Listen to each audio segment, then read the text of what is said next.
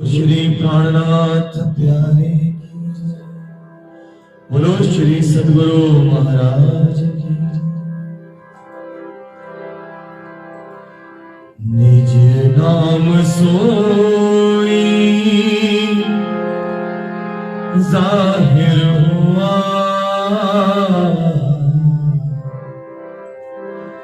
निज नाम सोई जाहिर हुआ, जाती सब दुनी राह देखत, निज नाम सोई जाहिर हुआ,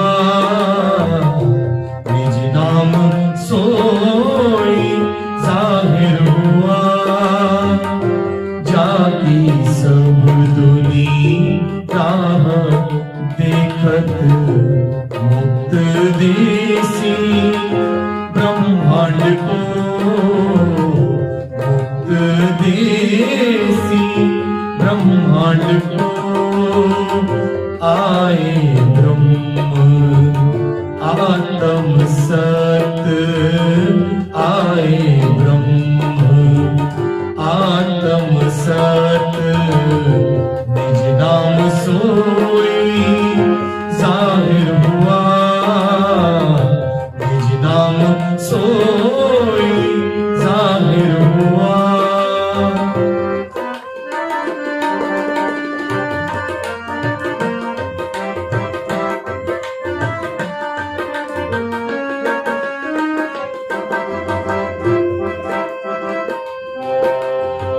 ओ मेरी सत आत्मा, तुम आओ घर सत खसम, ओ मेरी सत आत्मा, तुम आओ घर सत खसम, नजर छोड़ो री झूठ सुपन, नजर छोड़ो री झूठ सुपन, आए देखो सत वतन, आए देखो सत वतन, निज नाम सोई जाहिर हुआ, निज नाम सोई जाहिर हुआ।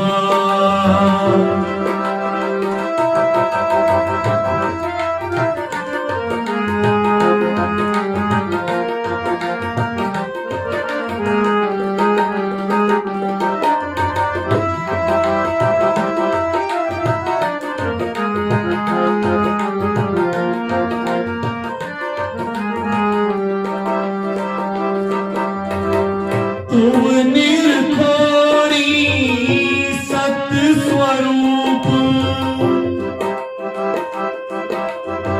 सत श्यामा जी रूप अनूप, ओ तुम निर्खोरी सत स्वरूप, सत श्यामा जी रूप अनूप, साजोरी सत श्रृंगार, साजोरी सत श्रृंगार, विलसो संग सत भरतार, विलसो संग सत भरतार, निज नाम सोई जाहिर हुआ, निज नाम सोई जाहिर हुआ।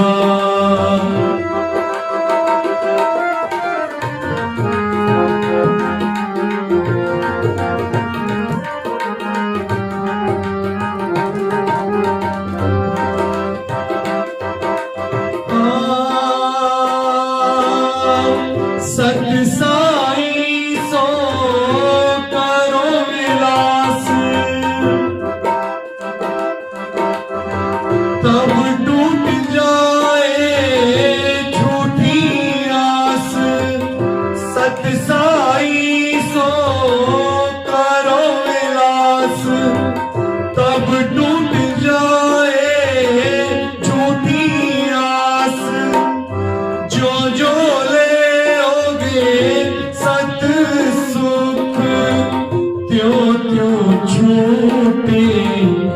असत दुख त्यों त्यों छूटे, असत दुख निज नाम सोई जाहिर हुआ, निज नाम सोई जाहिर हुआ।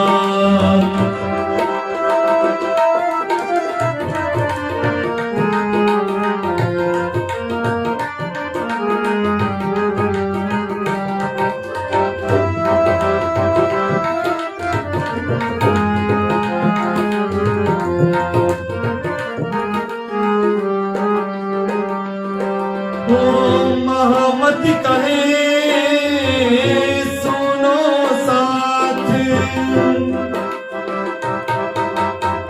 महामति कहे सुनो साथ, देखो खोलवाणी श्री प्राणनाथ, धनी ल्याए भाव से वचन, धनी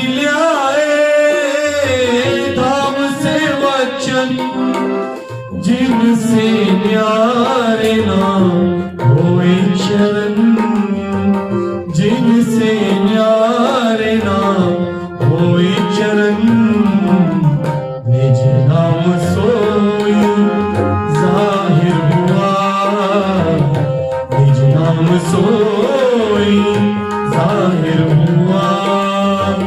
जागी सब दुनिया राह देखत मुक्त देसी, ब्रह्मांड को मुक्त देसी, ब्रह्मांड को आए ब्रह्म आत्म सत, आए ब्रह्म आत्म सत, निज नाम सोई जाहिर हुआ, निज नाम सोई जाहिर हुआ, निज नाम सोई जाहिर हुआ।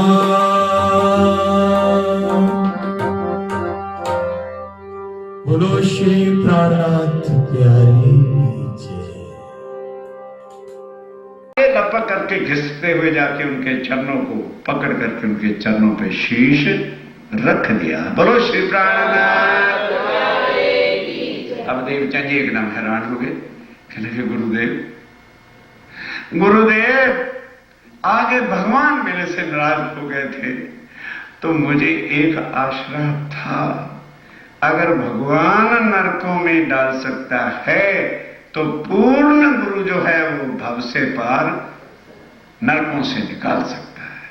तो आप ही मेरे से रूठ गए, अब मुझे किसका सहारा? कहने लगे देवचंद्र तू ये बातें मत कर, मैंने तुम्हारे स्वरूप की पहचान नहीं की थी, मुझे सारी उम्र हो गई थी बालमुकुंद जी और बांके बिहारी की सेवा करते करते, पर कभी भी मुझे साक्षात दर्शन नहीं हुए थे। इट इज यू, आप एक ऐसा कारण है कि मेरे पास आए और मूर्ति को देने को मैंने कहा और बालमुकुंद जी की मूर्ति गायब हुई, तो आज मैं उनके ध्यान में मगन बैठा था तो उन्होंने मुझे साक्षात दर्शन दिए, आपके स्वरूप की पहचान कराई और मूर्ति भगवान की ज्यों की त्यों है। हरदास जी से पूछा, देवचंद जी ने, मूर्ति है वहां? अरे बाबा तू मंदिर में चल, अगर मेरे पर विश्वास नहीं है। मंदिर में ले गए और जाके मूर्ति के दर्शन हुए तो देवचंद जी को भी जरा सांस आया। कह लगे देखो अब शांति नहीं, घर जाओ, वही पालकी लेके आओ, मैं तुम्हें बांके बिहारी जी के वस्त्र, बागा वस्त्र और मुरली उनकी और पीताम्बर दे दूंगा। अब जो सुंदर साज आज भी हमारे वांसड़ी बागी गई रहते, वांसड़ी सिंहासन पे रखी हुई, ये किसके वस्त्र हैं? बांके, बोलो ये किसके वस्त्र हैं? बांके बिहारी के वस्त्र हैं। अक्षातीत पारब्रह्म के वस्त्रों में कोई बांसुरी नहीं। पढ़ो श्रृंगार। लेकिन आज सुंदर साथ को कहे, ओ बाबा प्राणनाथ जी के स्वरूप पे बांसुरी मत रखो, पर 400 साल से कानूरा और बांसुरी जो अंदर घुसी हुई है, निकाले कौन? अब वाणी से सुनो, कोई मैं नहीं कह रहा, ये वाणी अक्षरातीत के अपने मुखारबिंद की लिखी हुई। तब अभी देवचंद जी को राज्य तो नहीं मिले थे, वो आज भी वो वस्त्र जो है वो कहां रखे हैं? नौतनपुरी में राज मंदिर एक है, वो वस्त्र आज भी वहां पर है। जब राज्य के दर्शन हो जाएंगे उसके बाद कभी भी देवचंद जी ने बांसुरी और बागे वस्त्र की सेवा की ही नहीं, कभी नहीं की। अब वो क्या करते हैं? वो ले गए घर। ध्यान दो, अब जा करके वो वस्त्र एक पालकी में सजा दिए, मुरली वगैरह ऐसे ही थे जैसे बांके बिहारी, सजा के भोग मनावे अपने हाथ से, गोपी भाव से खुद भोग लगावे, बनावे और रखे। अब दुनिया वाले लीलबाई को ताना माने, क्यों? देवचंद जी खुद पानी लेने जावे, खुद झाड़ू लगावे, गोबरी फेरे, भोग बनावे और रखें। दुनिया वाले लीलबाई को कहते रहे, लीलबाई क्या तेरी मां ने तुझे भोजन बनाना नहीं सिखाया? क्या तेरी मां ने झाड़ू, क्यों? लड़की काम ना करे तो पिटती तो मां ही है कि मां ने नहीं सिखाया। उसी तरह से इनको वो करें। अब आखिर तंग होकर लीलबाई देवचंद जी से आके कहती हैं कि पतिदेव, आप कहते हो कि ये सेवा मैं तुम्हें नहीं दूंगा और तू मेरे माता पिता की सेवा कर, मैं तो वैसा ही करती हूं, पर दुनिया वाले तो मुझे काट के खा गए हैं, इसलिए कुछ सेवा तो मुझे दे दो। देवचंद्र कहते हैं, लील भाई, सेवा भाव से होती है। सेवा किससे होती है? भाव से। और भाव कब आते हैं? जब स्वरूप की पहचान के बिना कौन किसको पानी भी नहीं पूछता है। तो तुझे इन स्वरूप की पहचान नहीं है, इसलिए तेरे दिल में कभी भी सेवा का भाव आ नहीं सकता। यदि देखा देखी कभी कुछ काम करते हुए, ध्यान दो सुंदरदास जी, दिल दुख गया तो फिर सेवा काहे की है? लानत है, धिक्कार है। जैसे क्या है, रोज 5 बजे उठे, भाई भोग लगा, यही सब कुछ कर, एक बार कह दो जीवन का किया नष्ट। सेवा भाव से होती है। इसलिए है लीलबाई, अभी तेरे दिल में भाव क्यों नहीं है? क्योंकि तुम्हें उस रूप की पहचान नहीं है। तो और सब कुछ करना, पति तेरा मैं हूं कि दुनिया वाले हैं, मैं तेरे पर खुश हूं, पूर्ण खुश से भी और खुश हूं। माता पिता को कष्ट ना होने दे, वो मेरा फर्ज तू निभा दे और तेरा काम मैं करूं। बात इस तरह से भोग लगाते, थाल रख देते हैं। और ये नहीं, थाल तो रख दिया अंदर और नगने जड़ तो चौकी पर दोए बारह के कह रहे कम बख्ता लड़के, नगन जड़ भोग बोलो, नगन जड़ चौकी पर दोए कम बख्ता लड़के। ये लग रहा है भोग, ये भोग है? वहां बैठ जाओ, राज्य की अंगना बन के उनको राजीव राय भाव के भूखे, मिठाइयां रबड़ी थालों के भूखे नहीं। तो वो देवचंद जी समझा रहे हैं कि तेरे अंदर वो भाव नहीं है, क्योंकि तुम्हें स्वरूप की पहचान नहीं, इसलिए तू माता पिता का शरीरक मेरा तेरा संबंध सेवा कर, मैं तेरे पे खुश हूं, तो दुनिया की परवाह न कर। अब रखते हैं थाल और चितवन कहां का करते हैं? योग माया के अखंड वृंदावन का। अब करते करते हम तो चितवन करने बैठेंगे ना, पहले दिन ही ना, अजय हमारा तो ध्यान गया नहीं, क्या रखा है चितवन में? कोई गाजर मूली है, एक दिन में लग जाए। मन चित्त जब एकाग्र हो, सच्ची लगन हृदय में हो, निश्चय करके यही बैठे हुए परम धाम दिखता है। कौन कहता नहीं दिखता? दिखता है। राजी का स्वरूप दिखता है, उनका श्रृंगार दिखता है, वो अनुभव में आते हैं, बिल्कुल आते हैं। करके देखो। अब देवचंद जी करते करते करते एक दिन क्या देखा, क्योंकि वो सखी भाव से करते थे और कि मैं राधिका रानी हूं, और वो उसी गौलोक में पहुंच गए अखंड में। और गए तो आगे यशोदा, और वो तो अखंड हो चुका, ब्रिज गोकुल और मथुरा अखंड हो चुके हैं ना। चितवन में देखा कि यशोदा जी बैठे और ये वहां पहुंचे, देखा तो वो अपनी दासियों से वही लीला ब्रिज वाली जो मक्खन उठाना वगैरह कर रहे थे। अब उन्होंने देखा यशोदा मैया ने कि वो ये राधिका इस चितवन में, प्रैक्टिकली शरीर तो वहीं भोजनगर में बैठा हुआ है। तो अब चितवन में ही वो देखा और अंदर गए तो उन्होंने कहा आओ राधिका रानी। कहने लगे जी मैंने श्री कृष्ण जी से मिलना। कहने लगे ये बता कभी नटखटिया घर भी बैठते हैं, वो जमुना तट पे होंगे। अब ध्यान देना सुंदर साहब जी, कृष्ण प्रणामी कितने के कृष्णों को अपना बनाना चाहते हैं, ध्यान दो वाणी के हिसाब से। कहने लगे वो वन में अपनी टोली में खेल रहे होंगे जमुना तट पे, वहां चले जा और वहीं आज क्या करना, ये 2 टोकरी मिठाई भी लेते जाओ, वहां मिलके खा लेना। मैंने कहा जी अच्छा। चितवन के अंदर ही टोकरी लेकर के आगे बढ़े तो देखा तो वहां ग्वाल वालों की मंडलियां खेल रही हैं। कोई मंडली कोई खेल क्रीड़ा कर रही है, कोई कुछ कर रही है, कोई कुछ कर रही है। तो उन्होंने देखा और पूछा जी आपने किससे मिलना है? कहने लगे जी मैंने कृष्ण जी से मिलना है। कहने लगे भाई किस कृष्ण से मिलना है? हमारी मंडली में तो 4 कृष्ण तो यही है, इस लड़के का नाम भी कृष्ण है, इसका नाम भी कृष्ण है, इसका नाम भी कृष्ण है, कोई विशेष पहचान करो किस कृष्ण से मिलना है। तो कहने लगे जिनके पिताश्री का नाम नंद बाबा है। कहने लगे बहुत सारे लड़कों का कृष्ण का नाम नंद, उनके पिता का नाम भी नंद बाबा है, उसके पिता का नाम भी नंद बाबा है, कोई और पहचान बनाओ। तो कहने लगे जी जिनकी माता जी का नाम यशोदा मैया है, तब वो बांके बिहारी जो थे श्री कृष्ण, वो कहते हैं तो फिर इधर आ जाओ, फिर मैं ही। अब चले गए। उस दिन ध्यान दो, जैसे लोग पिकनिक पे बच्चे जाते हैं तो कुछ ना कुछ विशेष खाने को ले जाते हैं। उस दिन बांके बिहारी जी की मंडली वालों ने क्या बनाया थी? घुघरी। घुघरी का भोग बनाया था खाने के लिए, आज घुघरियां खाएंगे। तो उबाल करके पका करके छान रहे थे, पानी निकाल दिया जाता है, बाद में दूध और शक्कर डाल देते तो घुघरियां तैयार हो जाती है। इतने में बस उन्होंने बिठाया बड़े प्यार के साथ, घुघरी बन के तैयार हो चुकी थी और 2 टोकरी जो थी वो भी रख दी। अब परोसने वाले आए तो कहने लगे देखो भाई हम हैं तो 2 पत्तल एक रखो। एक एक पत्तल सबको परोस दिया गया। चितवन में देख रहे हैं, और देखना कैसे दिखता है चितवन में। ये तो बांके बिहारी जी का चितवन है और हमने वहां चितवन करना है जिस धनी से हम कभी भी जुदा हो नहीं सकते, उनके चरणों के तले बैठे हुए हैं। तो क्या हुआ, अब परोसने वाले आते तो एक एक हिस्सा देते, अरे लड़के दिखता नहीं, हम 2 जने रखो यहाँ पे 2। तो इस तरह से मेवा मिठाई और घुघरी सब सामान ले लिया। अब श्री कृष्ण कन्हैया राधिका जी से कहते हैं आप खाइए ना। कहने लगे ना मैं नहीं खा सकता, पहले आप। कहते भाई देखो वो रिश्ता जुड़ा है, आज आप हमारे मेहमान हैं, इसलिए मेहमान नवाजी के तरीके से आप खाओ।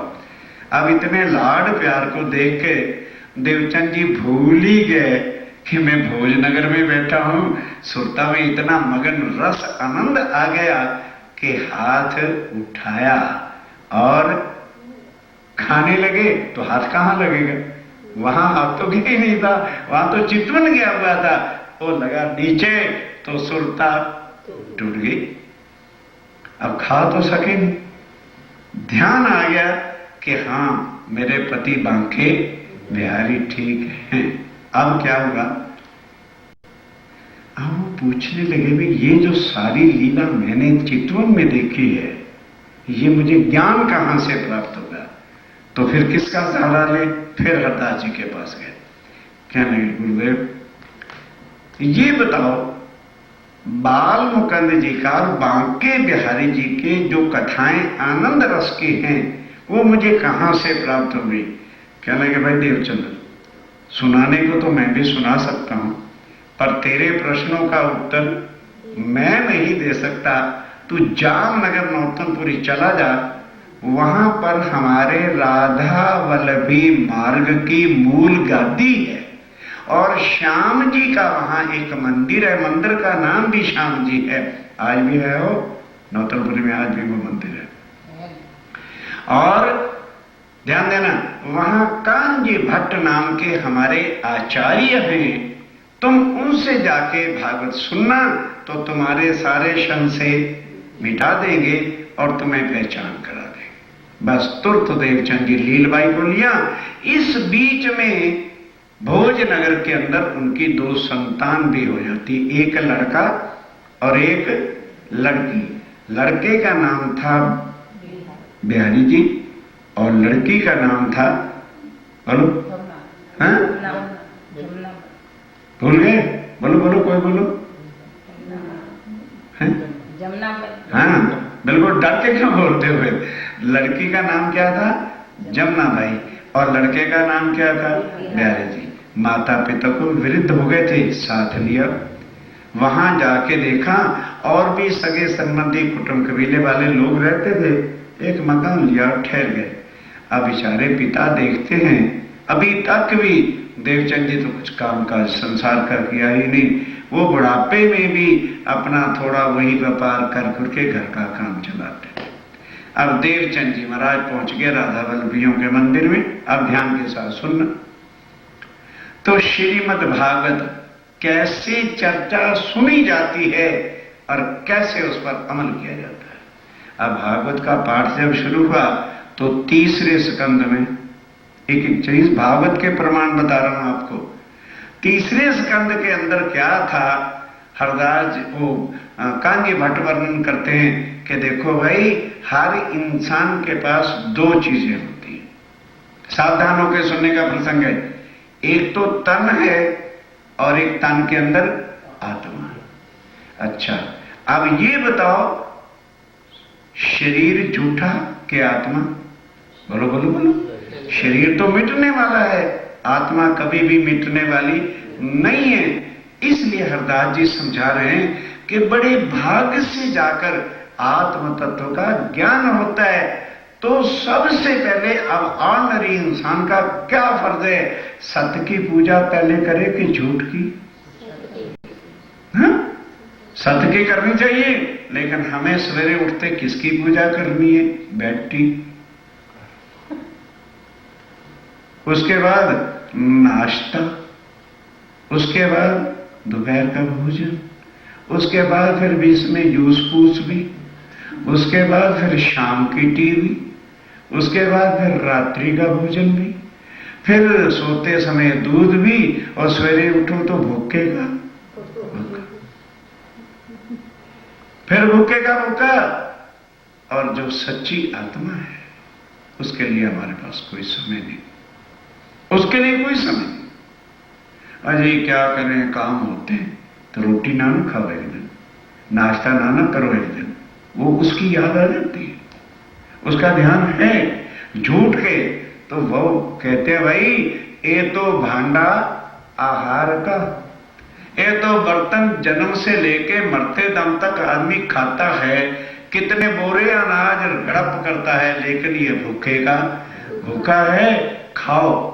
स्वामी जी ने ये नहीं कहा कि इसको भूखा मारो, लेकिन सवेरे उठ के पहले आत्म सत्य की पूजा करो। भाई ये उन्होंने चर्चा सुनी और उस दिन से देवचंद जी ने प्रण कर लिया कि ज्યાં સુધી मैं पहले आत्मा का पूजन नहीं करूंगा। आत्मा का पूजन क्या है कि सवेरे उठ के इसकी खुराक दे। आत्मा की खुराक क्या है? वाणी। ये पढ़ लो, उसके बाद दिन में 50 बार खाओ, कौन मना करता है आपको? देवचंद जी ने वो प्रण कर लिया। अब राधा वल्लभी मार्ग में आज भी क्या प्रथा है कि वो द्वादश वाले दिन यानी 12 वाले दिन ना तो भागवत खोलते हैं ना भोग लगाते हैं। क्यों? उस दिन व्यास जी के शरीर छोड़ने का दिन है, तो वो भंडारा करते हैं उनकी स्मृति में, लेकिन भागवत नहीं खोलते। भाई आज नहीं खोलनी क्योंकि व्यास जी के धाम चलने का दिन है। तो अब ध्यान देना, उससे पहला दिन कौन सा होता है? एकादशी का। एक एक चीज का भेद अच्छी तरह से समझो जरा। एकादशी वाले दिन लोग व्रत रखते हैं, पीते पीते हैं, खाता कुछ नहीं। तो उस दिन जो पंडित लोग होते हैं कथा करने वाले, वो 1 कलाक की बजाय 2-3 कलाक भी करते हैं। भी आज उपवास है। और क्यों? अब ध्यान देना कि एकादशी का जो कोट व्रत रखेगा वो सीधा स्वर्ग में पहुंच जाता है। ध्यान देना जरा, सुनने की बात है। तो लोग क्या करते हैं? एकादशी का व्रत है, ठीक, लिखा क्या है, जो कोट 1 कोट यानी 1 करोड़ व्रत रखेगा वही तो जाएगा। महीने में कितनी एकादशी होती? 2, एक अंधेरा पक्ष की, एक उजाला पक्ष की, 2 हुए। साल में कितने हुए? 24। अगर मां बचपन से ही व्रत कराए तो मानो ज्यादा से ज्यादा 100 साल की तो आयु नहीं होगी। कितने व्रत हुए? 2400। चाहिए कितने? 1 करोड़। ना इधर के रहे ना उधर के। लेकिन व्रत एकादशी का जरूर रखना, रखो। समझाना फर्ज है। इतना समझ के भी जो व्रतों में और जपों में अंधकार में पड़ता है तो बोलो मैं क्या कर सकती। ये वाणी भागवत के प्रसंग की बातें। अब वो लोग तो एकादशी वाले दिन व्रत रखते थे, लेकिन चर्चा कितनी मिलती थी? डबल, 2-3 गुना ज्यादा। तो देवचंडी का जो नियम था वो तो आज ज्यादा पूरा हुआ है, इसलिए वो व्रत शत नहीं रखते। उस दिन घर में जाके या तो मालपुए खाते हैं या खीर खाते हैं। शाबाश मेरे घोड़े, तूने आज 3 घंटे जो है मुझे आत्म की खुराक दी है, शाबाश, तेरी भी मौज करता हूं। या मालपूड़ा खिलाएं या सीरा खिलाएं, बढ़िया भोजन करें। और द्वादशी वाले दिन कथा बंद रहती थी। देवचंदी का प्रण था कि ज्यां सुधी मैं आत्म की चर्चा नहीं सुनूंगा त्यां सुधी भोजन नहीं करूंगा। अब वो देवचंदी उस दिन भंडारे का प्रसाद भी नहीं लेते थे। ये बात राधा वल्लभी मार्ग वालों को पता चल गई कि देवचंद्र एक ऐसा व्यक्ति हमारे धर्म में आया है जो हमारे धर्म के विरुद्ध चलता है। हम उपवास करते हैं तो ये भोजन करता है, हम भंडारा करते हैं तो ये उपवास करता है। अब लड़े किससे? कांजी मठ से। सारे राधा वल्लभी मार्ग के ट्रस्टी, क्योंकि ट्रस्टियों की जरा ज्यादा नाक लंबी होती, वो जाकर के पकड़ते हैं हरदास जी को। कहने के हरदास जी महाराज, हमको क्या नाम, कांजी भट्ट को, कि हे कांजी भट्ट, आप ये बताओ कि एक धर्म के अंदर क्या 2-2 रीतियां भी सिखाई जाती? अब कांजी भट्ट हैरान, भाई एक ही भागवत है, वही मैं खोल के सबको बताता हूं। कहने के फिर खोल के बताते हो तो देवचंडी को क्या बता रखा है? हमें कहते हो एकादशी का व्रत रखो और उनको कहते हैं एकादशी वाले दिन मालपुड़े और सीरा और खीर खाया करो। हमें कहते हो द्वादश वाले दिन व्यास जी की स्मृति में जो है तुम भंडारा किया करो, और देवचंद जी को कह रखा उस दिन प्रसादी ना ले। तो जो हमारे धर्म में व्यास जी के भंडारे का प्रसाद नहीं लेता उसको हम धर्म में नहीं रखेंगे, हम निकाल देंगे उसको मंदिर से। हरदास जी कहते हैं भाई तुम क्या कह रहे हो? कि नहीं कहना क्या है, देवचंद्र तुम्हारा ऐसा ही करता है। कहते अच्छा, अव्वल तो मेरा दिल मानता नहीं कि देवचंद्र जी भागवत के विरुद्ध करते हो, पर तुम सब कहते हो, मैं उस पर को भी झूठा नहीं कहता। अभी देवचंद जी आते ही होंगे तो मैं तुम्हारे सामने पूछ के भैया बता देता हूं। तो देवचंद जी आए, प्रणाम किया, अपने स्थान पर बैठ गए। तो कांजी भट्ट ने पूछा, देवचंद्र, कहते जी ये बताओ कि ये जो कुछ लोग कहते हैं ये सच है क्या? कहने जी क्या कहते हैं? कहते हैं कि एकादशी वाले दिन तुम व्रत नहीं रखते और द्वादश वाले दिन, 12 वाले दिन व्यास जी का भंडारा होता है, उस दिन तुम प्रसाद नहीं लेते। तो कहते जी मैं तो भागवत के अनुसार करता हूं। तो सारे जो ट्रस्टी जन थे कहने लगे हाँ, केवल तू, मतलब टांट कसते कि तुम ही एक भागवत को जान गए हो, हैं? बाकी इतना संसार और हमारे बाप दादा, क्योंकि हम किसके पुण्य ले बैठे, बाप दादा ने जो है मंदिर बनाया, पर मेरे दादा का नेम प्लेट लगा हुआ है, पर मेरे दादा ने ये चौखट बनवाया था, उसको ही रोते रह जाएंगे। तो आज दिन तक कोई विरला भागवत के अर्थ समझ सका है, और भाई तेरे जैसा तो कोई ज्ञानी नहीं हो, टांट कस रहे, कोई एक श्लोक का अर्थ नहीं पा सका। तू तो जैसे वृक्ष की टहनी और टहनी के पत्ते होते हैं ना, तो तू उसी तरह से एक एक पत्ते पे घुमा, अर्थात तू भागवत के एक एक श्लोक को जानता है। तू एक एक स्कंद को, अध्याय को जानता है, तेरे जैसा ज्ञानी कौन हो सकता? देवचंद जी चुप। कहते हैं भाई मैं तुम्हारे मंदिर में आता हूं और भोजनगर से केवल इसका भेद समझने आया हूं। भले तुम कुछ भी हो, कुछ भी कह लो, वो तुम्हारा अपना बड़ापन है। और अगर ऐसी बात है, भागवत ग्रंथ तुम्हारा है, मंदिर तुम्हारा है, तुम्हारे बाप दादाओं ने बताया है, तो पहले ये बता दो मुझे कि ये भागवत ग्रंथ एक नाटक लिखा हुआ है या सत्य ग्रंथ इसको मानते हो? ये कोई नावल है या एक ट्रुथ ग्रंथ है? पहले तो ये बताओ, क्यों इसकी पूजा करते हो अगर ये झूठा ग्रंथ है? तो कहते हैं, वो सब ने उत्तर दिया, भाई कौन कहता है, हम इसको सच्चा ग्रंथ मान के इसकी पूजा करते हैं। तो कहने लगे फिर कांजी भट्ट जरा तीसरा स्कंद खोलो। आपने पहले ही पाठ में मुझे बताया था कि आत्मा सत्य है और देह झूठी है। जब तक आत्मा की खुराक भागवत की वाणी ना सुन लिया जाए तब तक किसी इंसान को भी खाना नहीं चाहिए। मैं उस दिन से प्रण कर लिया, एकादशी वाले दिन, हे कांजी भट्टा मुझे 3 गुना चर्चा सुनाते हो। जब मेरी आत्मा की सच्ची खुराक आगे से 3 टाइम ज्यादा मिल गई तो झूठे शरीर ने क्या कसूर किया कि हम उसको भूखों मारे? इसलिए मैं घर घर के मालपुड़े खाता हूं, सीरा खाता हूं, खीर पकवान खाता हूं, क्योंकि मेरे शरीर ने मेरा सहायता दिया, मुझे मदद दिया कि मैं बैठ के चर्चा सुनता रहा। और फिर बात यह है कि 12 वाले दिन, क्योंकि भागवत सुनने का एक भी शब्द प्राप्त, जब मेरी आत्मा की खुराक 12 वाले दिन नहीं मिलती तो फिर मैं क्या करूं? अब बताओ, मैं भागवत के अनुसार करता हूं कि नहीं? तब कांजी भट्ट ने, अब ट्रस्टी चुप। जब वो करता ग्रंथ के हिसाब से है तो फिर कांजी भट्ट ने कहा, दो आप इसका उत्तर भाई, मेरे गले तुम पढ़ते थे, दो भागवत को कहो कि एक नावल है या एक रफ बुक है। तो लगन से भागवत के अनुसार चलता है। तब सबने कहा, देवचंद्र हमें क्षमा कर देना, जहां तेरी बुद्धि है भाई हम नहीं पहुंच सकते। आप ध्यान देना, कभी कदाच, अव्वल तो देवचंद जी आए ही इसी काम के लिए थे नौतनपुरी, लेट होते ही नहीं थे, पर इंसान है, कभी 1-2 मिनट आगे पीछे हो भी जाए, चुपचाप रहना।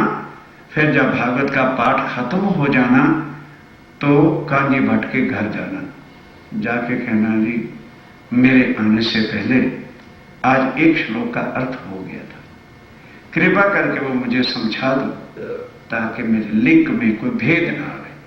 तो फिर कांजी भट्ट दोबारा भागवत बदलाते, फिर उसको समझाते, तो उनका आधा पौन घंटा वेस्ट हो जाता।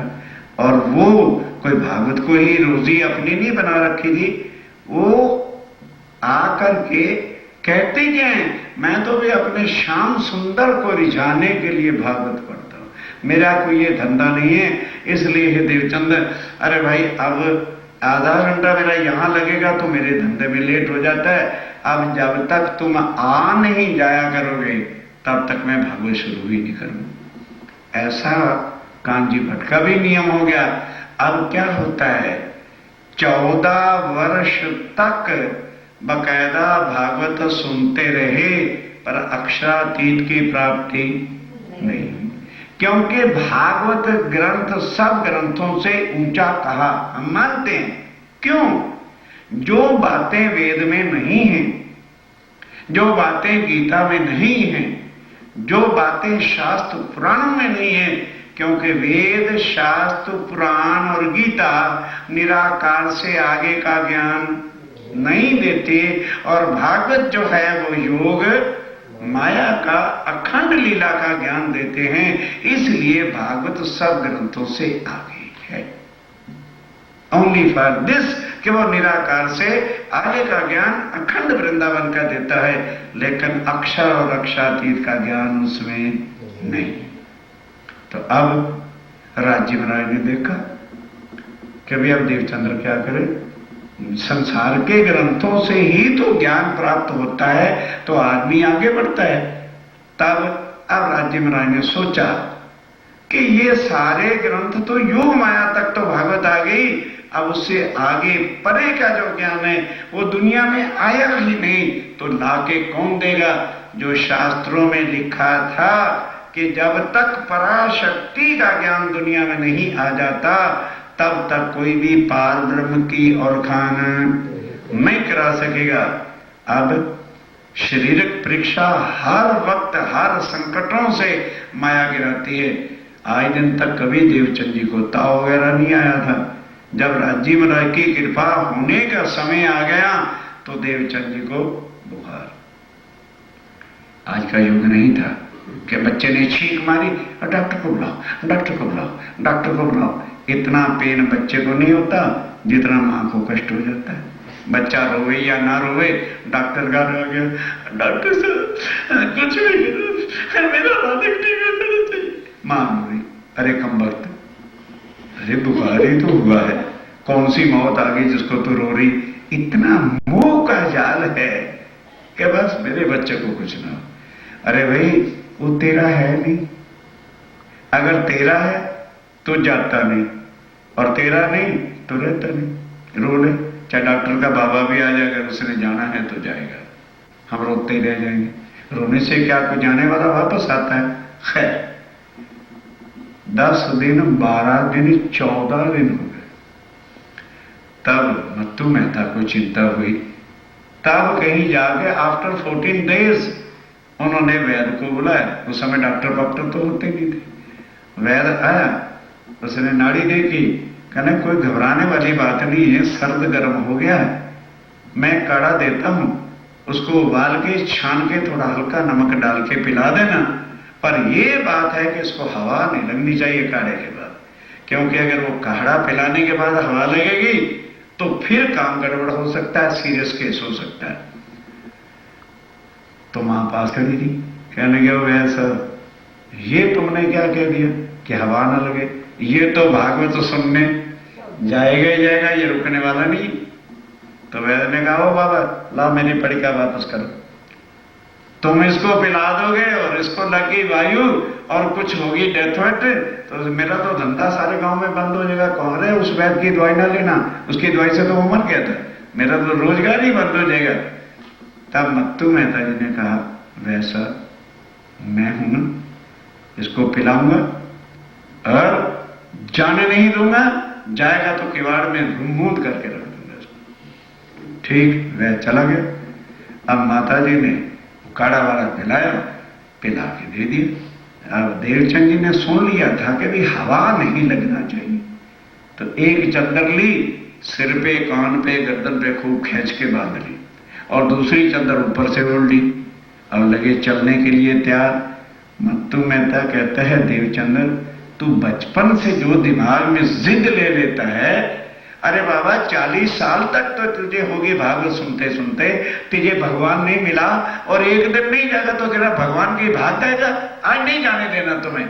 बस उसको अंदर बंद कर दिया कमरे में, मां पास थी, बाहर से किवाड़ बंद। आज भी वो रूम नौतनपुरी में है जहां देवचंद जी को मुंडा गया था। खैर, अब देवचंद जी कटु वचनों के साथ माता पिता को कहते हैं, ओ बाबा कि शरीर को रखना चाहते हो, मैं अभी नहीं मरने वाला, और क्योंकि मेरा लक्ष्य भी पूरा हुआ नहीं, तो चिंता मत करो। पर पिता जानते ही नहीं थे इस ज्ञान को। तब देवचंद ने एकदम आवेश में आए और धार से शरीर बेहोश होकर गिर गया और आंखें फिर गई। अब मां पास है, भले बेटा 40 साल का नहीं कितने का भी हो जाए, मां के वास्ते तो बेटा ही है ना। अब वो लेके गोदी में लगी रोने, क्योंकि देवचंद जी की आंखें फिर गई, बेहोश हो गए। तब लगी मत्तू मेहता जी को गालियां निकालने कि किसको रोकते हो, जल्दी आ जाओ, इनका अंतिम समय आ गया, देवचंद जी जाने वाले हैं। तब मत्तू मेहता ने किवाड़ खोला तो देखा भाई ऐसे ही आंखें, आदमी की आंखें फिरती हैं तो उसी को कहते हैं नियर टू डेथ। तब मत्तू मेहता के आखिर भाव है, आंसू आ गए, गोदी में लेके कहते हैं, देवचंद्र तू बाबा एक बार आंखें खोल के पिताजी कह दे, मैं तुझे उम्र भर के लिए मंदिर में छोड़ाऊंगा, पर हमारी आंखों के सामने रह, तू छोड़ के ना जा। अब उनको तो होश ही नहीं थी वो क्या बोलते। 15-20 मिनट के बाद जब होश आई एक तो 14 दिन हो गए थे, कुछ खाया पिया नहीं था, और ऊपर से बेहोशी हो गई, तो जो थोड़ी बहुत शक्ति थी वो भी खत्म। फिर एक हाथ में लाठी पकड़ी, लगन, एक हाथ में लाठी पकड़ी, दूसरा दीवार का टेका लिया, खड़े होके बाहर निकले। तब मत्थु मेहता कहता है, देवचंद्र बेटे आज चल, मैं तुझे भगवान के चरणों में अर्पण कर दूंगा। आज हमें पता चला तू हमारे बेटे के रूप में आया है, लेकिन नहीं, आज के बाद हम तुम्हें कभी नहीं रोकेंगे, जाके मंदिर छोड़ आए। अब क्या होता है, काढ़ा पी रखा था, उसने अपना असर तो करना था। चद्दरें उड़ी हुई थी तो अंदर जोर से पसीना आया और कपड़े भी भीग गए। बस यही बुखार होता है। बस बुखार उतर गया, घर आए, जिसम पूछा, वस्त्र और धारण किए। अब थोड़ा थोड़ा दूध में साबूदाना इत्यादि वगैरह, दाल, जैसे आदमी ठीक हो जाता है तो खाना पीना शुरू किया। जब 15-20 दिन हो गए, फिर जैसे भोजन आदि किया करते थे करने लगे, तो शरीर भी ताकत में आ गया। अब क्या होता है, जरा ध्यान से सुनिए। वही किशोर अति सुंदर। ना भैया, बाकी गल। अब क्या होगा, जिसको लोग कहते हैं, ध्यान से, कल क्या होने वाला है। लोग कहते हैं जी मंत्र मिला, कोई कहते हैं जी कृष्ण जी ने आके मंत्र दिया। वो कल सारे भेद खुल जाएंगे। साक्षात अक्षरातीत पूर्ण ब्रह्म सच्चिदानंद देवचंद जी के सामने आकर के खड़े होंगे और आपस में उनकी वार्ता होगी और धनी से उनका मिलन होगा। उसको कहते हैं तारतम्य ज्ञान। वो कल को सारा प्रसंग और एक एक चौपाई का अर्थ आपके सामने रखा जाएगा। बोलो श्री प्राणनाथ प्यारे। दोहराओ भाई, इससे पिछली दोहराओ ना, साक्षात दिया दीदार, उससे पिछली जो भाई दोहराओ, पीछे वाली। जब फिर यहाँ से पथलिया, फिर यहाँ से पथलिया, होए चली फुर्सत, होए चली फुर्सत। किससे? बुखार से छूट गए और स्वस्थ होते चले गए। दिन दिन चढ़ते गए, दिन दिन चढ़ते गए। यही कसने की हद, यही कसने की थी हद। यही शरीर परीक्षा थी। उसको अच्छा समझे कुछ नहीं। बुखार शरीर को आता है, आत्मा को बुखार नहीं आता। बस ये परीक्षा थी, उसमें उतर गए। अब साक्षात राज्य दर्शन देंगे। अगली चौपाई में है साक्षात आए दिया दीदार, वो कल समझाएंगे। फिर बोलो श्री प्राणनाथ। तो अब देवचंद जी महाराज, जिनके अंदर परम धाम की श्यामा जी हैं, क्या कुछ नहीं किया। मूर्ति पूजा की 4 वर्ष तक। उसके बाद राधावल्लभी मार्ग में भी गए। उसके बाद राजा के डिम्बधारी कनफटे जो गोरखनाथ जाके साईं बाबा थे, उनके पास भी गए। बड़े बड़े पंडितों के पास भी गए। आखिर हरदास जी के पास आकर वह राधावल्लभी मार्ग का मंत्र लिया, भज मन श्री वृंदावन कुंज बिहारी नित्य विलास। और ये भी पता चल गया कि ये बालमुकुंद जी क्या हैं, वो सारी चर्चा सुन चुकी है। उसके बाद चित्तवन करते रहते हैं किसका?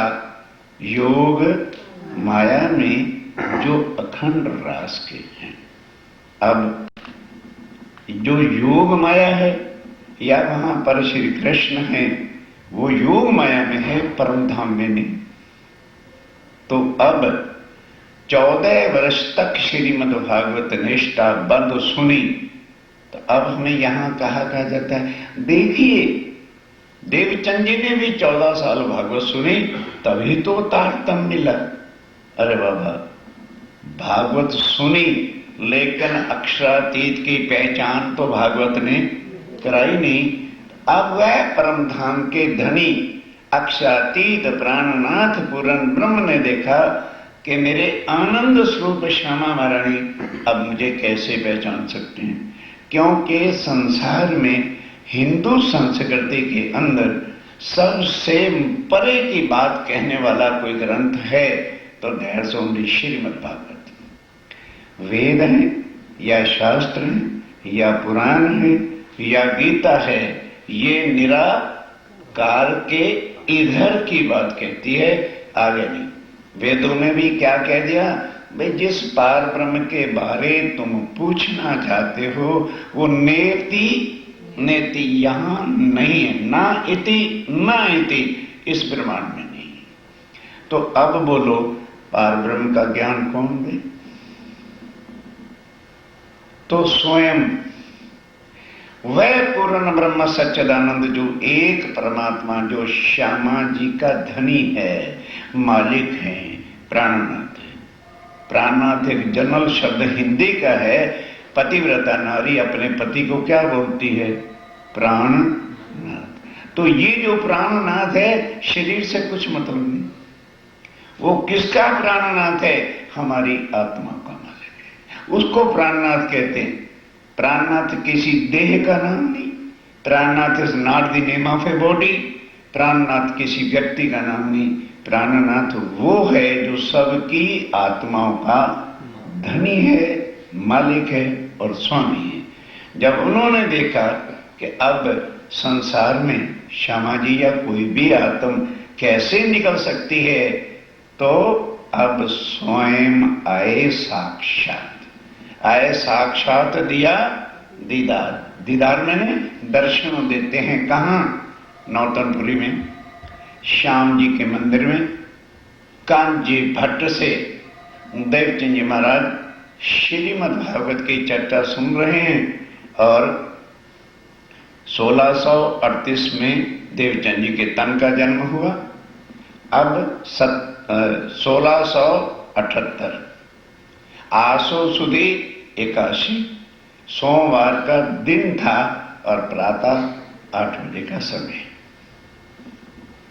देवचंद जी बैठे हैं, कथा सुन रहे। तो आकर के साक्षात श्री राज्य महाराज पूर्ण ब्रह्म नूरमय तन से नहीं, क्योंकि वो तो एक कंकरी भी इधर आ जाए तो ब्रह्मांड का प्रलय करे, अपनी आवेश की शक्ति से सामने आके खड़े हो गए। आवेश उनका स्वरूप नूर तेज प्रकाश इतना आनंदमय था कि देवचंद्र जी उनके दर्शन करके पग से लेकर शिव तक देखते ही रह गए कि क्या शुभ है। अब ध्यान देना, कई कहते हैं जी तारतम मंत्र छे कंठी बांधी लो, बात तमे गुरु, मैं गुरु तमे चेला। अब देखना क्या राज्य महाराज आके कंठी बांधेंगे? बाबा मंत्र उन देवी देवताओं, ध्यान दो, सब समझने की कोशिश करो कि what is the difference between Tartam and दूसरे देवी देवताओं के मंत्र, जैसे ओम नमो शिवाय। तो अब उसका रगड़ा लगाइए, 32 लाख बार जाप करिए ओम नमो शिवाय, ओम नमो शिवाय, ओम नमो शिवाय। तब शंकर भगवान जी के दिल में दया आवे तो आके दर्शन दें, नहीं तो रद्द। अब ये कौन है जो कभी भी अपनी आत्माओं से जुदा हो नहीं सकते और आत्माएं कभी उस प्राणनाथ से जुदा नहीं हो सकती, जो लिखा है शास्त्रों में आत्म एव परमात्मा। अब स्वाध्याय धर्म, लेकिन वो किनका पाठ करते हैं? जो पहले ही गीता के अंदर 6 धर्मों की बात कही है। कौन कौन सा धर्म है? पितृदेवो भव, मातृदेवो भव, गुरु देवो भव और सत्यम वद धर्मम चर। अब ये सारे के सारे धर्मों को, इन धर्मों को छोड़ने के वास्ते स्वयं श्री कृष्ण अर्जुन को कब कहते हैं? जब युद्ध का मैदान है और अर्जुन ने देख लिया कि 3 गुरु मेरे सामने मोर्चे पर हैं, इनसे मैंने लड़ना है, तो उसने रथ नीचे रख दिया, अपना लड़ने के जितने शस्त्र से नीचे रख दिए। तो भगवान स्वयं कहता है अर्जुन, ओ जो पहले मैंने ज्ञान दिया था कि गुरुदेवो भव सर्वाणि धर्मम परित्याज, उन धर्मों को अब छोड़ दे। क्यों? सामने 3 दुष्ट गुरु खड़े हैं जिन्होंने द्रौपदी का चीरहरण करवाया था, मार दे उनको। लोग कहते तो है ना हमने गीता पढ़ ली। क्या पढ़ ली गीता? वो कहते हैं जो दुष्ट गुरु हैं उनको मार दो। और हम क्या होते हैं?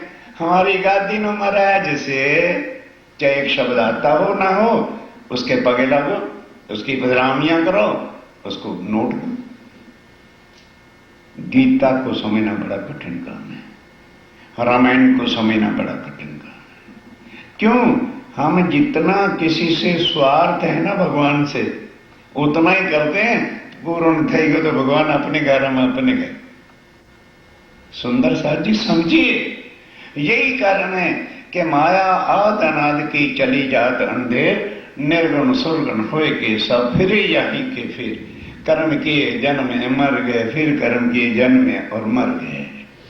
किसी को पता ही नहीं है वो परमात्मा कौन है, जहां सत चिद आनंद है। परम धाम में आनंद, यहां कोई भी किसी किस्म का आनंद नहीं। यह तो हमारा सेल्फ मेड एक क्षण भिंगर सुख का, शरीर के सुखों के बढ़िया बढ़िया बंगले, बढ़िया बढ़िया कारें, बढ़िया बढ़िया सब कुछ समान है। हम समझते हम बड़े सखी। कौन सुखी है? अरे बाबा तुम्हारा शरीर सुखी। ये जो कुछ भी आप दिन भर रात कोल्लू के बैल की तरह जुटे हैं ना, सिर्फ इस शरीर के वास्ते। इस शरीर सुखी रहे, बच्चे सुखी रहे, परिवार सुखी हो जाए, यही ना।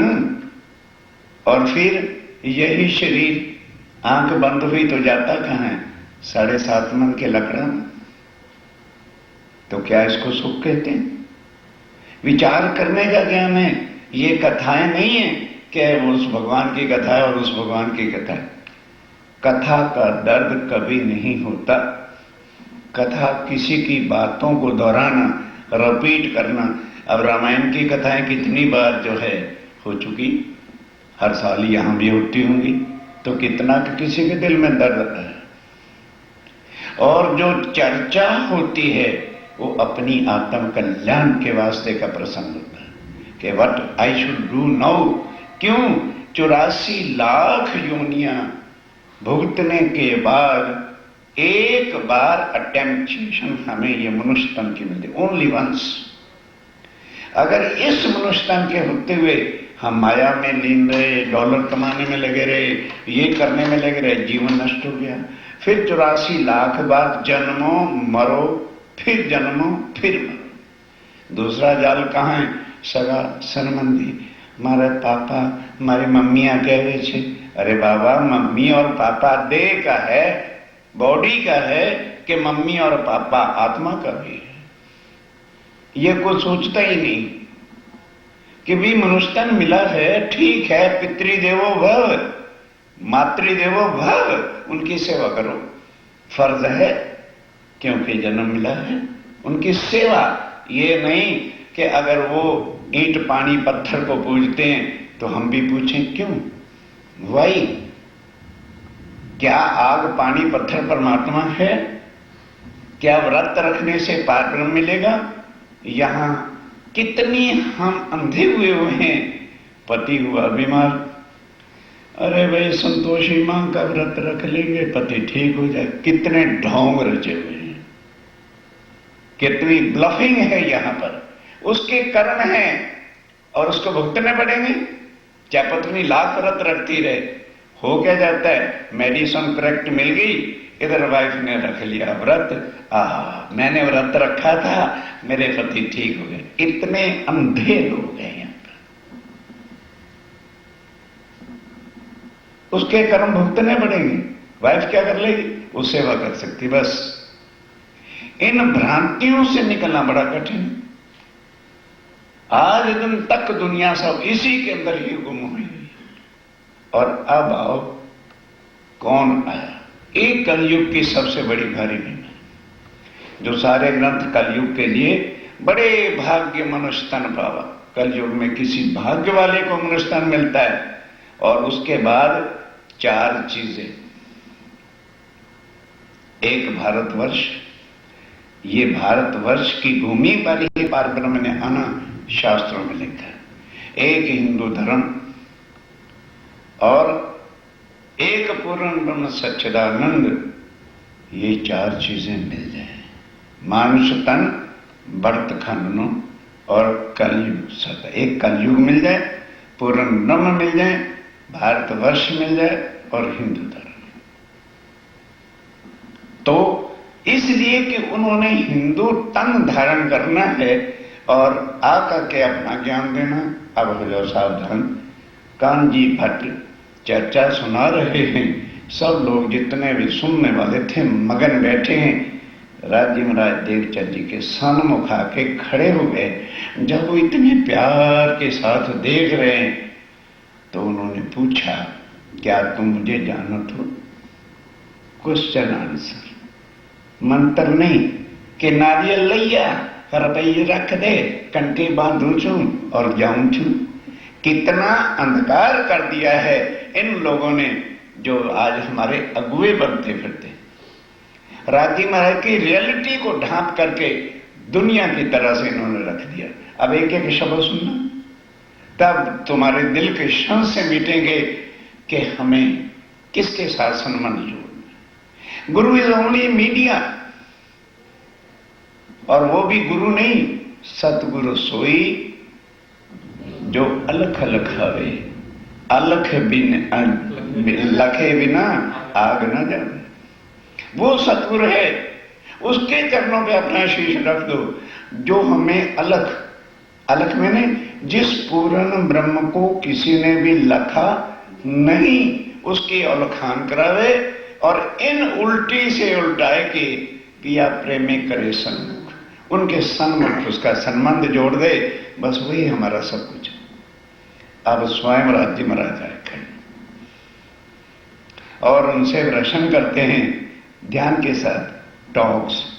राज्य प्रश्न करेंगे, देवचंद जी उत्तर देंगे, फिर देवचंद जी पूछेंगे, राज्य उत्तर देंगे। मिलन, जैसे कोई आदमी एक दूसरे से बिछड़ा होता है और बिछड़ने के बाद फिर वो हो देखा तो था, अब हमारे लिए पुरानी यादें सब कराते हैं। अब वही इस तरह से राज्य महाराज श्यामा जी को आके पूछते हैं, हो देवचंद्र, श्यामा जी तो अंदर है ना? श्यामा जी तो अंदर हैं, तो नाम बुलाना है तो किसको कहेंगे?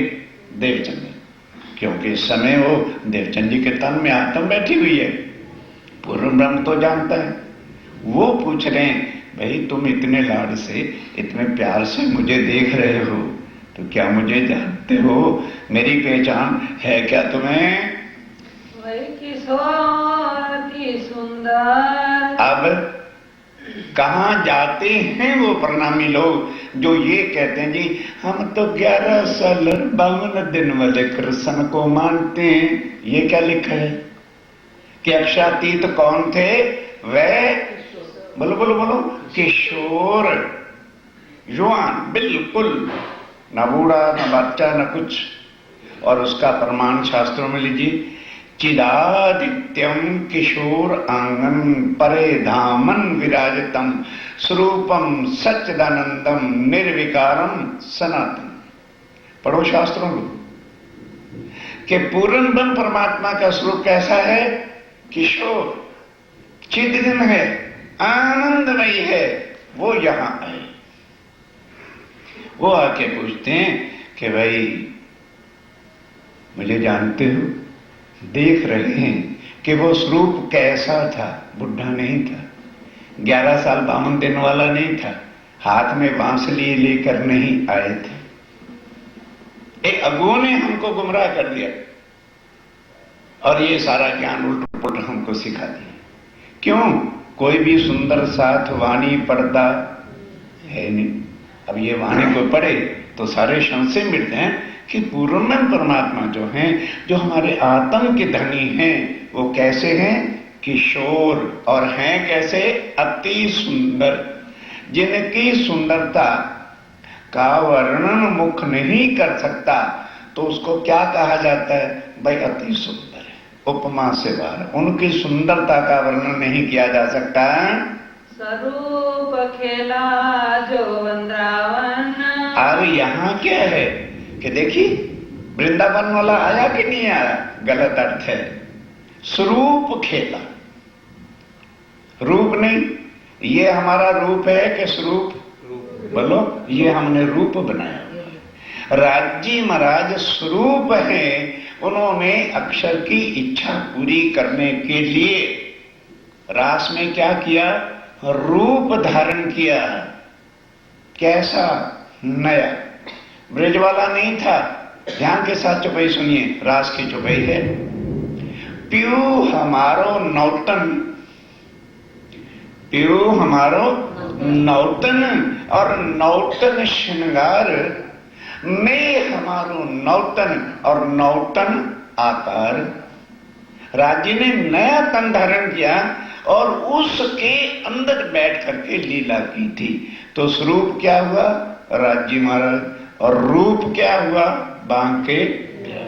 उस तन में बैठ के जो लीला की थी, ऐसा ही स्वरूप लेके सवाल ये है क्यों आए? क्योंकि देवचंद जी महाराज किसका चित्वन करते थे? हाँ, बांके बिहारी जी का, ताकि ये मेरी औलखान कर सके, ऐसा स्वरूप लेके आए। एक श्री देवचंद्र जी ने कहा, बातें ये मूल है सारा कुछ, सारी बीतक एक तरफ और ये आज का प्रसंग एक तरफ। तब देवचंद जी उत्तर देते हैं। राजे ने प्रश्न किया ना कि क्या तुम मुझे जानते हो? उन्होंने देख करके कहा, भाई लगते तो यही हैं कि जो बांके बिहारी, क्योंकि वैसा जब रूप धारण करके आए तो उन्होंने कहा जी। अब सुनिए, एक एक शब्द सुनिए। जैसी गवाही दई मन, जैसे मन ने साक्षी दिया कि भाई जिनका मैं चित्वन करता हूं, जो रोज मेरे चित्वन में आते हैं, लगता है कि ये वही बांके बिहारी हैं। तुम हमारे खबंद। एक एक शब्द, भले आज यही तारतम का अर्थ हो, कोई चिंता नहीं मुझे। क्या कहते हैं देवचंद जी कि प्रभु लगता है कि आप मेरे खामंद हो, मेरे धनी हो। अब ध्यान देना, ऐसा जानत है हम। बस मैं इतना ही जानता हूं, वो भी चित्तवन करता हूं।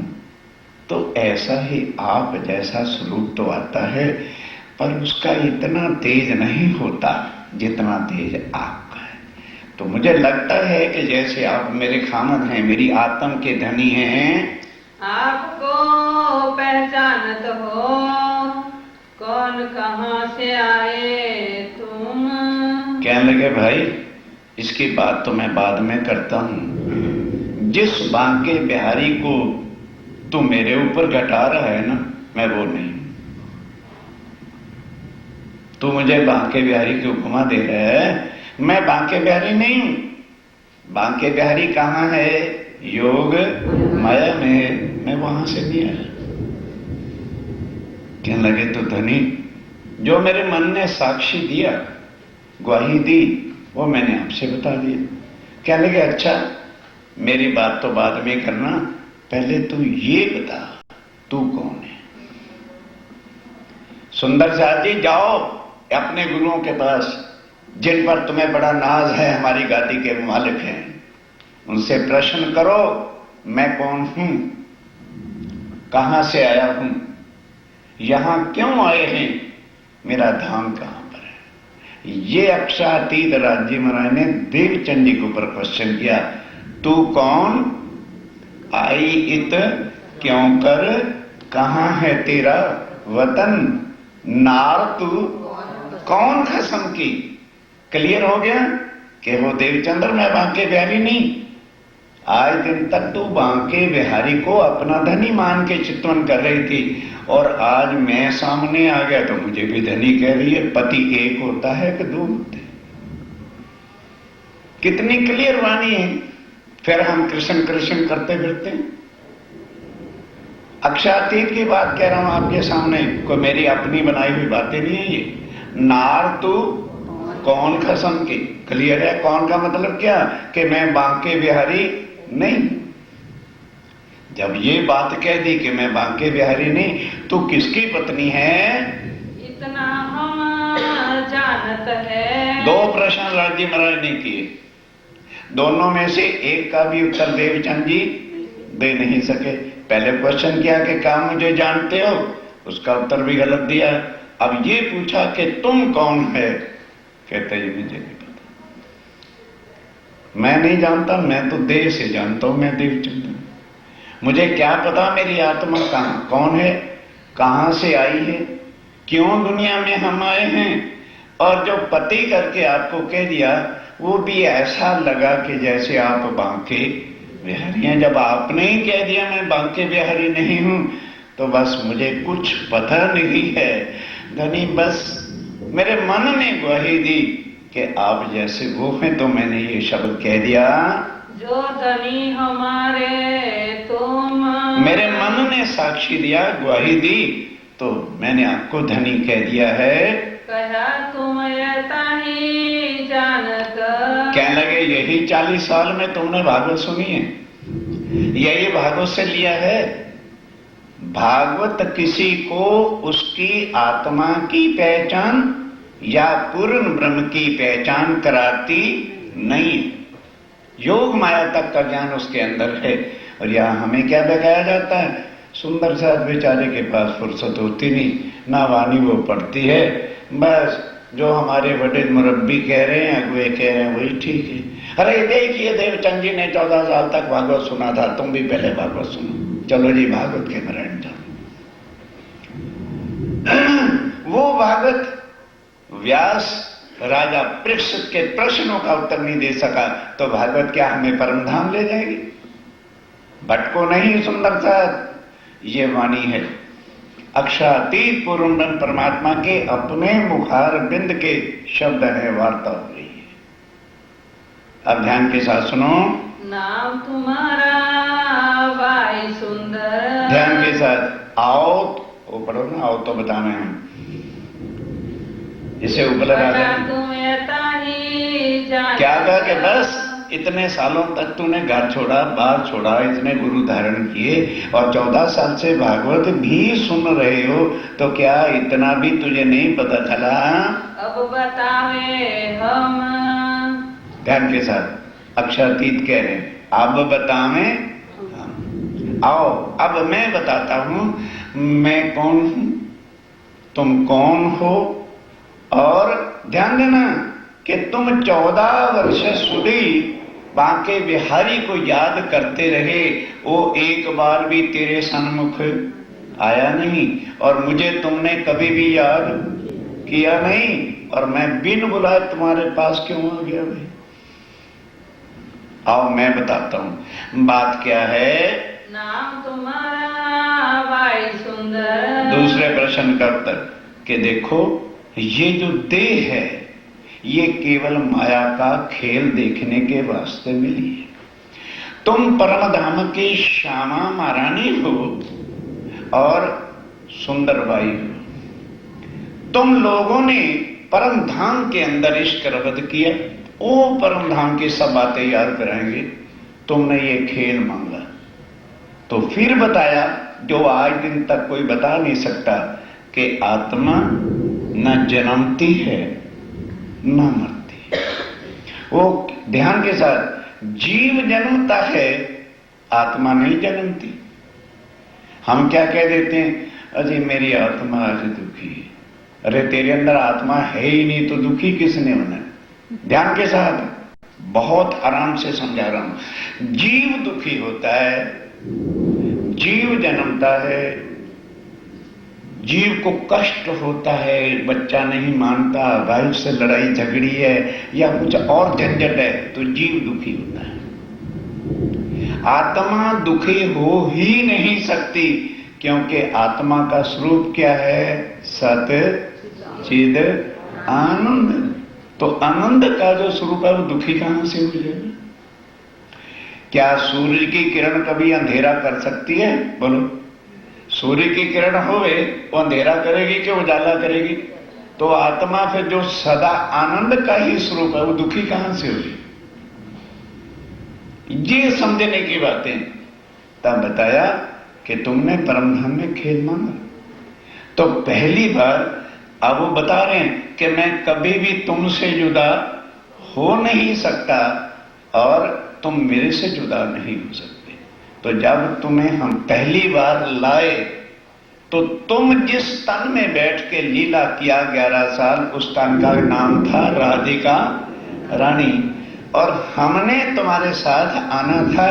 तो मैंने जिस तन को धारण किया था वो तन मथुरा में जन्मा था, गोकुल में पहुंचा दिया गया था। तब आत्म अक्षर ले धनी को आवेश और नंदघर कियो प्रवेश। उस तन में मैंने बैठकर लीला किया था। उस तन का नाम गर्गाचार्य ने कृष्ण रखा था। मेरा नाम कृष्ण नहीं है, मैं अनादि अक्षरातीत। अनादि का मतलब क्या होता है? अखंड अविनाशी जो है। और अक्षरातीत का अर्थ क्या है? अक्षर से भी परे। जो वेदों में भी कहा, सुंदर सा जी एक बात का प्रमाण शास्त्रों से भी लो। क्षरात परा अक्षरा, क्षर पुरुष से परे अक्षर है।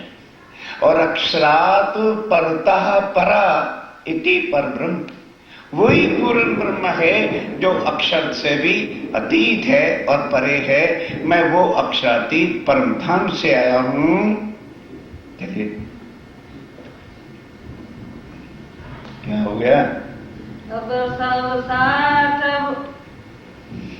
नाम तुम्हारा भाई सुंदर, और तुम्हारा नाम सुंदर भाई है। खेले तुम रज रास में, ध्यान के साथ सुनिए सुंदर सा जी। खेले तुम रज रास में, ध्यान इधर भाई, ध्यान इधर तारतम हो रहा है। खेले तुम ब्रिजरास में।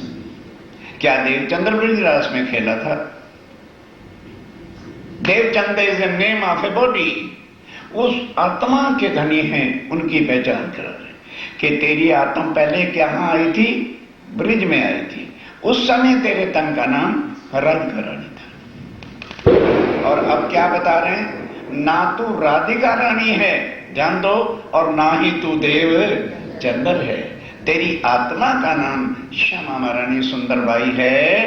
मनोरथ पूरे ना हुए। आप ध्यान देना, तुम आए ब्रिजरास में, ब्रज की लीला भी देखी और रास की लीला भी देखी। उसके बाद ब्रिज और रास को अखंड करके जब परम धाम गए तो तुम्हारी इच्छा पूर्ण नहीं हुई थी। इसलिए तुमने कहा कि धनी हमें फिर खेल दिखाओ। एक तीसरा तुम्हारे लिए फिर खेल रखा है और इसमें तुम्हें जो परम धाम की श्यामा महारानी है उसको देवचंद जी के तन में, तुम्हारे तन में रखा है। ये तीसरा हुआ तीन से, इसलिए तीसरा ब्रह्मांड हुआ क्योंकि तुम्हारी इच्छा पूर्ण हुई नहीं थी। अब सब साथ बुलाएंगे। देखो एक एक चुपई को सुनते चलिए। अब क्या करो? तुम श्यामा रानी हो और बाकी सब आत्माएं तुम्हारे अंग हैं। ध्यान देना, श्यामा जी ने अंग हो सुंदर साथ, हम बाकी सब आत्माएं किसके अंग हैं? श्यामा जी के। और श्यामा जी किसके अंग हैं? अक्षरातीत राज्य महाराज के। तो कहते हैं देखो भाई, मेरा काम पूर्ण हो गया, मेरे अंग तुम हो, मैंने तुम्हें जगा दिया। अब 12,000 तुम्हारी आत्माएं जाके जगा, मैं क्यों जाऊं? तुम जाओ, उनको जगा के लाओ। तुमने एक पालकी बना के मेरे से परम धाम में बाइस किया था। तुमने भी सुंदर साथ का सब आत्माओं का साथ दिया था, मेरा तुम नहीं दिया। अब तुम मेरे अंग हो, मैंने तुमको जगा दिया, बाकी झमेला तुम करो, अपना उठाओ, जाओ ढूंढो लाओ उनको। अब एक एक बात समझिए, अब इसको वाणी से सुनो। लियाओ बुलाए तुम रूह अल्लाह, लियाओ बुलाए तुम रूह अल्लाह, रूह है मेरी जो आशिक, उनको लाओ लाके। क्यों? रद्द किया इष्ट वास्ते, कईयों कहलायो हक। कहना भाई तुमने मेरे साथ मिलकर राज्य से इश्क रद्द किया था, अब चलो हमको खेल दिखावन काज, हमसे पहले आए शेरा। जाओ उनको बुला के ले आओ, और फिर ये ना रोज पूछना जी परम धाम कब चलना है। मैं तैयार हूं, उनको ले आओ बुला के। कहते हम तो लेने के लिए आए हैं, हम आए हैं इतने काज ब्रह्म सृष्टि लेने का, परम धाम की आत्मा को लेने के लिए आया हूं। अब तुम उनको इकट्ठा करके ले आओ, मैं तैयार हूं। जिस दिन इकट्ठा करके ले आओगे परम धाम ले चलूंगा। आओ अपने धाम, बस उनको बुला के ले आओ, अपने घर चलते हैं। धनी वे साथ कहाँ है। और ये हैं बातें समझने वाली। क्यों हम क्या कह देते हैं, रामत वहां गया था, 250 कंठी बांधी दी थी, बस जागनी हो गई, कंठी बांधने से जागनी हो गई। अब देवचंद्र जी हैरान हैं, जागनी करूं कैसे, मुझे क्या पता किसी के मत्थे पर पट्टी तो लिखी नहीं कि ये ब्रह्म सृष्टि है, ये ईश्वर सृष्टि है कि ये जीव सृष्टि। तो पूछते हैं धनी, वो जो परम धाम की आत्माएं हैं, वो जो सुंदर साथ है, वो कहां पर है, मुझे उसकी डायरेक्टरी दे दो। तो मैं उसका ड्रेस पढ़ के चला जाऊंगा उनके पास और जाके जगा लाऊं। अब एक एक बात को समझिए, कहा में भेजो तमाम। वार्ता हो रही है कि मंत्र भाई, एक बात राज्य करते हैं तो एक बात देवचंद जी क्षमा वरानी करते हैं। उन्होंने क्या कहा कि वो आत्माएं कहाँ है, वो सुंदर साथ कहाँ है। कहने लगे तुम्हें नहीं पता, तुम जागनी नहीं कर सकते, और हम जागनी के ठेकेदार बने हुए हैं। रामतवा गया था, 250 कंठी आप भी दी थी, बस हम समझते हैं जागनी होगी कंठी बांधने से। राज्य कह रहे हैं श्यामा महारानी तू भी जागनी नहीं कर सकती। क्यों, जो जागता हो वही तो जगाएगा। तो जिसके ऊपर खुद खामोशी है नींद के आवरण में, वो किसी को क्या जगाएगा। मानो इधर हम 12 आदमी सो रहे, तो एक जाग रहा है लेकिन वो इस रूम में नहीं और है दूसरे में, वो आके देखता है तो सारे ही सोए पड़े हैं। अब वो जागता जो है वो ही जगाएगा कि जो सो रहे हैं वो भी जगाएंगे। सब आत्माओं के ऊपर आवरण है और ठेका लेते हैं हम जागनी कर रहे हैं। जागनी का काम कौन करेगा, केवल अक्षर तीत जो स्वतः जानते। तो उत्तर क्या देते हैं, हे श्यामा, हे देवचंद्र, तुम नहीं किसी को जगा सकते। तो कहने लगे जी फिर क्या करूं। कहने लगे ऐसे करना, जिस तरह से मैंने तुम्हें अपनी पहचान कराई है, जो जो सुंदर साथ मैं भेजूंगा तमाम, मुझे पता है किस तन में, किस नगर में, किस गांव में, किस परिवार में मेरी आत्मा है। मैं उसको किसी ना किसी कारण से तुम्हारे पास लाऊंगा। कई लोग कहते हैं अरे तो परवाई लड़की आ गई। अरे बाबा, शरीर ही तो परवाई है, उसके अंदर आत्मा है। तो राज्य महाराज उसको कहीं ना कहीं से सगाई लगन करके तुम्हारे घर लाए हैं। अब उसको तारतम्य मिलेगा, उसकी आत्म जागृत होगी। अगर वो आए नहीं, ब्याह इधर करे नहीं, तो फिर कैसे तारतम्य दिया जाएगा उसको, कैसे उसकी आत्म जागृत होगी। हम कई बार दुखी हो जाते हैं, अरे भाई 4 लड़के थे, 4 के घर परवाही लड़कियां आ गई, हमारे तो घर का दीपक बुझ गया। सोचने के ढंग देखो कितने उल्टे। अरे बाबा, ना जाने उनमें से कौन सी आत्म है, क्या है। शरीर ही तो हम अपने धर्मों के अंदर काढ़े बैठे हैं। तो राज्य महाराज क्या कहते हैं, मैं भेजूंगा तमाम सब आत्माओं को, मैं किसी ना किसी कारण से तेरे पास भेजा करूंगा। ये भागवत कागद तुम्हारा। कहने लगे और ये जो भागवत है इसको पढ़ने का मतलब क्या है, ये तो तुम्हारी की हुई लीला है, ब्रज और रास की वो कथा सामने तुम्हारी है, ये तुम्हें परम धाम नहीं ले जाएगी।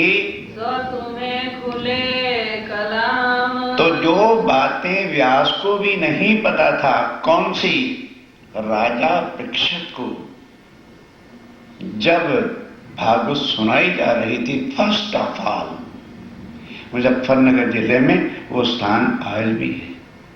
अपने रतनपुरी आश्रम के बिल्कुल निकट पड़ता है, शुक्र ताल उसका नाम है। वहां बैठ करके भागवत का ज्ञान दिया था। तो राजा परीक्षित एक क्षत्रिय वंश का था। उन्होंने जब नित्य वृंदावन बताया और कहा कि कृष्ण ने जिस वक्त बांसुरी बजाई तो वो गोपियां को अपने वस्त्रों की भी शुद्ध नहीं रही और बिना वस्त्रों के ही भाग पड़ी। इस पर राजा परीक्षित को बहुत गुस्सा आ गया। अरे वो कौन सा कृष्ण है, मुझे पहले ये बताओ, वो वृंदावन कहां पर है जिस जगह खड़े होकर उन्होंने बांसुरी बजाई और गोपियां को शुद्ध भी नहीं रही और अपने वस्त्रों के बिना चली गई। बस यहां व्यास जी की बोलती बंद कि वो वृंदावन कहां है, कुछ पता नहीं। खोलो भागवत। अगर सब वल्लभाचार्य मार्ग वालों को या सनातन धर्म वालों को इसका भेद का पता चल जाता तो दिल्ली वाली मथुरा वृंदावन में कभी ना जाते, क्योंकि इस वृंदावन का महाप्रलय में नाश होगा। तो वो तो नित्य है, अखंड है। तो क्या कहता है व्यास, अरे भाई तू राजा, मैं योगी भया और कहने वाला उठ गया। जो मेरे से कहवा रहा था वो शक्ति चली गई। अब कल युग में वो स्वयं आएंगे, आकर के भेद बताएंगे। वो अभेद बता रहे हैं कि भाई ये भागवत तो प्रतिबिंब की लीला जो 11 दिन की हुई थी, 7 दिन गोकुल के और 4 दिन मथुरा के, ये तो वो लीला है, अखंड लीला तो अपन ने की थी और अक्षर ने कहा अखंड कर दो, करके योग माया में अपन घर गए थे।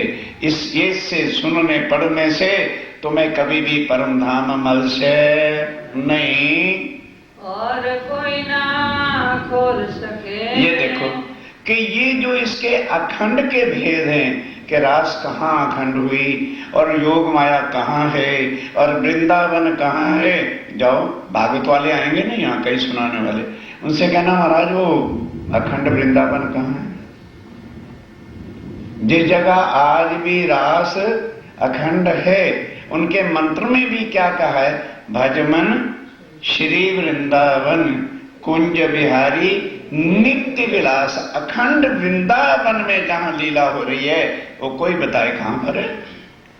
अब उन्होंने आके बताया कि बाबा ये मथुरा वाला वृंदावन नहीं है, ए स्वरूप ए वृंदावन ए जमुना तटसार, घर से तीत, घर में कृष्ण और वृंदावन नहीं है, और ब्रह्मांड से अलगो, इस ब्रह्मांड से अलग वो ब्रह्मांड है। ब्रह्मांड थे अलगो ते तारतम्य की दो।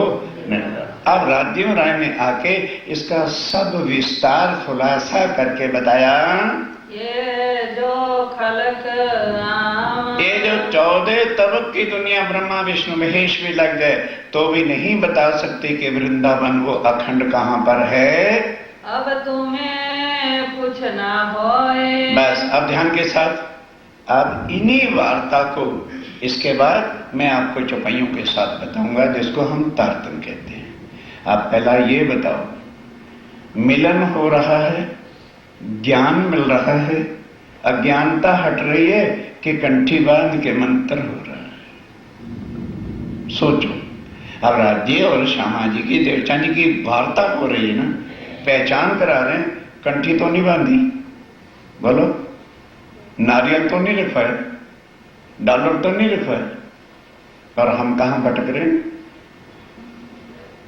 अब ये कह दो तो हमें भाता नहीं, क्योंकि हमें तो गद्दियों की पूजा करनी। जो भले वाणी के विरुद्ध चलते हैं तो भाई कब तक अंधकार में रहना करो, मैं मना करने नहीं आया। वाणी सुन लो, अक्षरातीत की किधर चलती है और ये गद्दियों वाले हमें कहां ले जा रहे हैं। वो भागवत पर ये जोर दे रहे, क्यों? वाणी पढ़ते नहीं, उनको शुद्ध खुद वाणी की नहीं है। अब एक एक ध्यान के साथ एक एक शब्द को सुनिए। अब आगे क्या होता है, सो पूछ लियो तुम। अब क्या कहा कि देखो भाई देवचंद्र, आज जो कुछ पूछना है पूछ लो, फिर अगेन दोबारा इस तरह से इन आंखों से मैं कभी भी तुम्हें दर्शन नहीं, बड़े गजब की बातें हैं, मैं दर्शन नहीं दूंगा। फिर कैसी तरह से, फिर दोबारा इस तरह से नहीं दर्शन दूंगा मैं तुम्हें। दर्शन आवे हम, नहीं दर्शन देंगे हम, आप कभी भी इस तरह से नहीं आएंगे। तब पूछा श्री देवचंद्र जी ने, तब देवचंद जी ने कहा, हे धनी, अभी तो आप कह रहे थे कि पूर्ण ब्रह्म कभी भी अपनी आत्माओं से जुदा नहीं होते हैं और हमारा अखंड परम धाम का नाता है, तो फिर धनी आप हमें छोड़ के कहाँ जाओगे? धनी कहाँ जाओगे तुम? ध्यान के साथ, धनी कहाँ जाओगे? एड्रेस दे दो, टेलीफोन नंबर दे दो, कर लिया करेंगे कभी ना कभी। तुम्हारे अंदर आकार में। ध्यान के साथ बोलो श्री प्राण। कहने लगे, भाई जब एक बार समझा दिया कि मैं कभी भी तुमसे जुदा हो नहीं सकता, अगर जुदा होना था तो फिर आया क्यों हूं? दुनिया मेरी पहचान ना कर सके, इसलिए अब मैं अंदर तुम्हारे आकार के आए के बैठे हम, कि ये जो तुम्हारी बॉडी है ना, अब मैं इसके अंदर आकर के बैठ जाऊंगा और फिर जहां जहां आत्माएं हैं उनको भी मैं ही लाऊंगा और चर्चा भी तेरे अंदर बैठ के मैं सुनाऊंगा। तो दुनिया क्या कहेगी? देवचंद्र महाराज की जय। तुम्हारी मैं जयकारा बुलवाने आया, मुझे जयकारा नहीं चाहिए, मैं तुम्हारे अंदर बैठूंगा, चर्चा मैं सुनाऊंगा, तो सारी दुनिया क्या करेगी? भाई देवचंद जी चर्चा सुना रहे, तुम्हारे गले में माला डलवाऊंगा, उनको तुम्हारे पगे लगवाऊंगा, मुझे नहीं लगवाना, क्योंकि मेरा तो रूप एक है, मेरा आत्मा और परमात्मा का एक स्वरूप है। अब परम धाम की आत्माओं ने कहा था कि धनी हम कभी भी आपको भूलेंगे नहीं, और मैंने कहा था मैं सदा तुम्हारे साथ रहूंगा, तुम्हारे अंदर बैठूंगा, और देखते हैं फिर मेरी पहचान कौन करता है। आए के बैठे हम बस अभी सूक्ष्म रूप पार ब्रह्म राज्य में राजा है ना, कहते तुम्हारे अंदर प्रवेश करके बैठ जाऊंगा। तब मोको कहाँ पूछना। अब आत्म जागृत हो चुकी है। देवचंद जी कहते हैं राज्य मेरा फिर पूछना क्या? जब आप मेरे अंदर ही बैठ जाओगे, आप ही सुंदर साथ को बुला के लाओगे, आप ही उनको चर्चा सुनाओगे। और हमने क्या कहते हैं, हमने चर्चा सुनाई थी और उनको ताटम आप्या, हम ये दे झूठी ना, ज्ञान सुधी किसी तन में अक्षातीत पूर्ण ब्रह्म की शक्ति आके बैठती नहीं, तब तक वो परम धाम का एक शब्द भी वर्णन कर नहीं सकता। तो अब राज्य महाराज अंदर आके बैठ गए। एक है तारतम बीज वचन, ये है तारतम, वाणी से लो, एक है तारतम बीज वचन, ये तारतम है, अर्थात अपनी औलखान ने अपने धनी के औलखान, एनो नाम छे तारतम ना के मंत्र है ये। फिर के दृष्ट भये, बस फिर के अदृष्ट हो गए। और देवचंद जी के बोलो श्री प्राणनाथ प्यारे की जय, बोलो श्री सद्गुरु महाराज की जय। पिया तुम हो तैसी कीजियो, मैं अर्ज करूं मेरे पीर जी, हम जैसी तुम जिन करो मेरा तलब तलब जाए जीव जी। जीवा तो जीवे नहीं क्यों, मीठे दिल की प्यास जी, तुम बिना किन से कहूं पिया, तुम हो मेरी आस जी। आस वीरानी